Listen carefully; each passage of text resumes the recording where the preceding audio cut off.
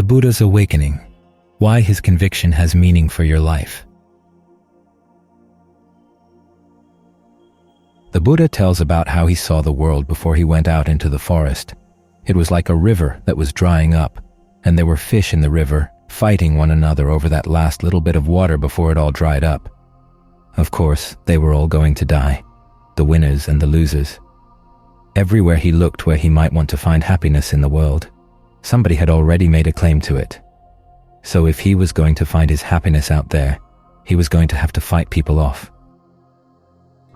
Then he realized that the problem was inside his own heart, and that he could solve the problem inside his own heart as well. That's the message of his awakening, and not just his awakening, not just his solution of his own problem. The way he taught about his awakening was meant to help us realize that we can solve our problems too, again, by looking inside. This is why we meditate, bringing the mind into the present moment where we can see it in action and figure out where we're causing ourselves suffering, and where we can find the strength inside so that we don't have to suffer. One of those strengths is conviction in the Buddha's awakening. Not just that it was a good event for him, but also that it has meaning for us. What he learned about the principles of karma in particular has a lot of implications for us in our search for happiness. As he saw, people would fare through the world up and down based on their actions. Their actions were shaped by their intentions. Their intentions were shaped by their views. The way these things worked out was pretty complex, but the basic principle was simple. You act on skillful intentions. The result is happiness. You act on unskillful intentions. The result is suffering, pain. Of course, you look at your life, and it's not the case that you do nothing but good actions, nothing but bad actions. There's a mixture, but what's important is that as you go through life and you realize you've made mistakes, you admit the mistakes and you try to develop right view. Then your actions really do make a difference. Believing in that gives you the energy to try to do your best. Delight in conviction.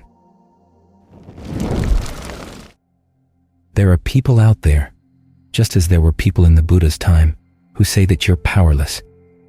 Either actions are not real at all, or even though they are real, they have no impact on shaping your life.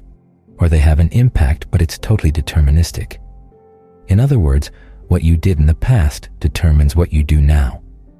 With views like that, there's not much hope to change your ways. But as the Buddha saw, what we experience in the present moment is shaped partly by our past actions, but more importantly by our present actions, our present intentions. And our present intentions can be freely chosen. They don't have to be determined by the past, which means we can learn. As he said, he would teach people to abandon unskillful actions and to develop skillful ones. If they couldn't have done that, he wouldn't have taught it. But the fact is that they can. And if doing that didn't lead to happiness, he wouldn't have taught it either. But the fact is that it does. So what he's telling you is that you have power. You can train your mind. And he showed through his example that training the mind can take you really far.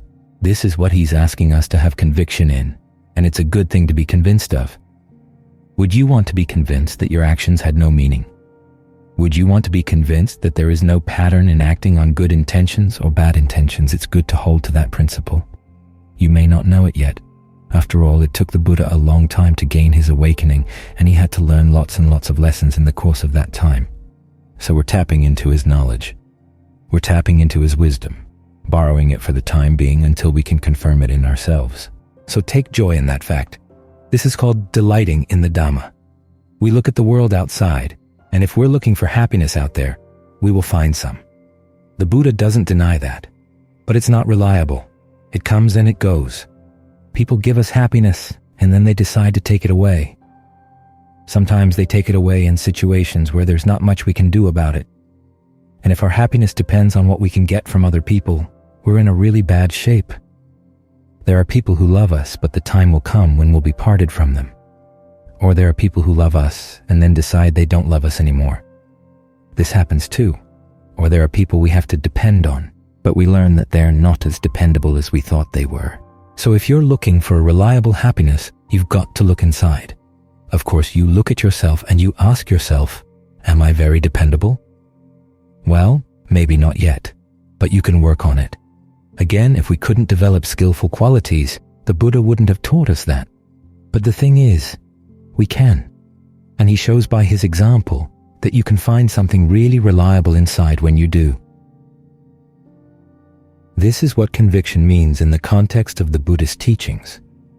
Not that you believe that he's going to come and save you, but that what he saw in his awakening is a good guide to how you're going to live your life. And you delight in that Dhamma. We live in a world where there has been a Buddha, someone who understood the problems of suffering, who not only solved the problem for himself, but also laid out the teaching so that others could solve the problem for themselves. That's a good world to live in. So think about that when you sit down to meditate. You're focusing on your mind in the present moment, because your mind in the present moment has a lot of potential power, and you want to learn how to use it well. There are a lot of potentials you have here for understanding yourself, understanding your breath, understanding the way you talk to yourself, understanding the perceptions you hold in mind, even the feelings you focus on. These are not just random things. They're things that you play a role in shaping. With some good guidance, you can learn how to shape them well. The Buddha is offering that guidance. So learn how to take delight in that fact and realize that you're also going to learn to develop some strength from it. After all, if you believe in your freedom to choose wisely, you'll put more effort into doing that. This is a lot of what it means to develop your strengths inside. We all have this potential to do well, but if you believe that you don't have it, or that it's not going to make a difference, then it's hard to stir up that potential. It's hard to realize it. It's like being lost. If you believe that there's no way out of the forest you're lost in, you give up pretty easily. You run into this obstacle, that obstacle, and you lose strength. You lose hope.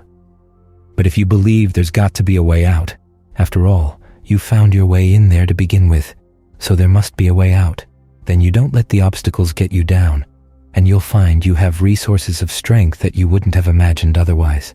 I remember the first time when Ajahn Fuang had us sit and meditate all night. I didn't believe we could do it. But then he told stories of the forest monks sitting all night long. And you have to think, well, they're human beings. I'm a human being. If they can do it, there must be a way to do it. When you believe there is a way out, that's a lot of the strength you need right there, in the belief. And it's not just an empty belief. There have been lots of people who found the way out before. When you have confidence in that, conviction in that, that makes you strong. And you can delight in that strength. That gives you even more energy. So learn to think in ways that give you more strength. All too often, our internal conversation can be pretty discouraging. We tend to limit ourselves in ways that we really don't have to. Part of it's out of laziness. Part of it's out of just a sense of hopelessness, disappointment. But you have to realize that the Buddha himself went through periods when things looked pretty hopeless and disappointing. But he was able to find the strength that he had in himself not to let those disappointments overcome him. As he said, the strengths he found in himself were things that other people can find in themselves too.